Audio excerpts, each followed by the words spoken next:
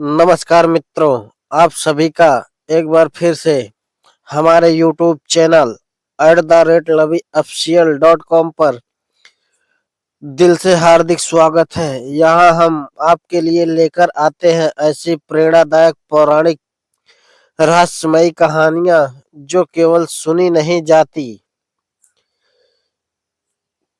जी जाती है। ऐसी दास्तानें जहाँ प्रेम, गुनाह और माफी एक दूसरे से टकराते हैं, और ऐसी कथाएं जो अंत में नहीं समझ में पूरी होती है। मित्रों, आज की यह कड़ी इस कथा का अंतिम अध्याय है। यह वह पल है जहां सवाल समाप्त होते हैं और शांति उत्तर बन जाती है। तो चलिए कहानी को उसके अंतिम सत्य तक ले चलते हैं, जहां रेगिस्तान सिर्फ गवाह नहीं, निर्णायक बन जाता है। रेगिस्तान की उस सुबह कोई शोर नहीं था, न हवा तेज थी, न सूरज निर्दयी। जैसे प्रकृति भी जानती हो कि आज किसी कहानी का बोझ उतरने वाला है। सलमा कुएं के पास बैठी थी, हाथ में मिट्टी थी जिसे वह बार बार उंगलियों से गिरा रही थी। कभी यह रेत उसके लिए सजा थी, आज वही शांति बन गई थी। उसने अपनी आंखें बंद की और पहली बार बिना पछतावे के बीते जीवन को देखा। उसे याद आया वह घर, वह दर्पण और वह चाह जो उसे खुद से दूर ले गई थी। लेकिन आज उस स्मृति में कड़वाहट नहीं थी, बस एक स्वीकार था। मैं गिरी थी, लेकिन उठी भी खुद ही थी। उसी दिन एक थका हुआ मुसाफिर खानकाह पर आया। उसके हाथ में एक कपड़ा बंधा था। उसने फकीर से कहा, यह अंतिम इच्छा है, इसे सलमा तक पहुंचा दीजिए। फकीर ने कुछ पूछा नहीं। रेगिस्तान बिना वजह कभी संदेश नहीं भेजता। शाम को सलमा के हाथ में वह कपड़ा आया। अंदर एक पुरानी माला थी, वही जो कभी माधवलाल ने पहली बार उसके हाथों में रखी थी। साथ में एक छोटा सा कागज। सलमा ने पढ़ा, अब मैं थक गया हूं, लेकिन डर नहीं है। जो खोया उसका दुख नहीं, जो समझा वही मेरी पूंजी है।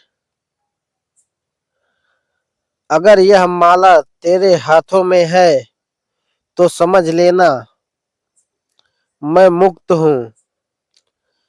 तू भी अपने आप को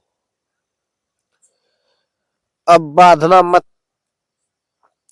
कागज हाथ से गिर गया। सलमा रोई नहीं। उसने आसमान की ओर देखा और धीरे से मुस्कुराई। उस रात रेगिस्तान में कोई तूफान नहीं आया, बस एक गहरी शांति फैली दूर किसी नगर में माधवलाल की सांस थमी। कोई करुण चीख नहीं, कोई हाहाकार नहीं, बस एक इंसान जो पूरा होकर चला गया। अगले कई वर्षों तक सलमा रेगिस्तान में रही। लोग आते रहे, टूटे हुए, भटकते हुए, अपने ही अपराधों से हारे हुए। सलमा किसी को उपदेश नहीं देती, वह बस रेत उठाकर हथेली में रखती और कहती, इसे कसकर पकड़ो तो हाथ खाली रह जाएगा, ढीला छोड़ दो तो साथ चलेगा। लोग समझ जाते। एक दिन सलमा ने भी रेगिस्तान छोड़ दिया, किसी को बताए बिना। कहा जाता है वह जहां गई वहां लोग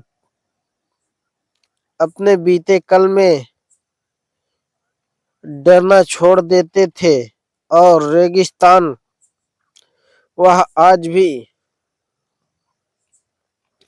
वैसा ही है, लेकिन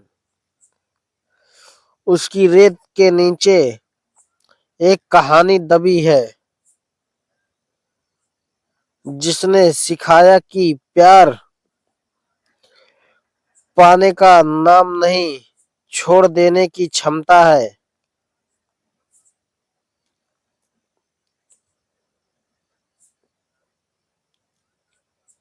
कि गुनाह गलती से नहीं, उसे न स्वीकारने से बढ़ता है, और न कि माफी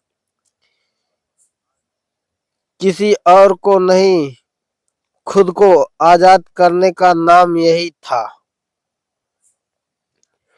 रेगिस्तान का वह राज जिसने प्यार, गुनाह और माफी तीनों की परिभाषा बदल दी। धन्यवाद मित्रों, यह कहानी कैसी लगी कमेंट बॉक्स में जरूर बताएं। फिर मिलते हैं अगली कहानी के साथ।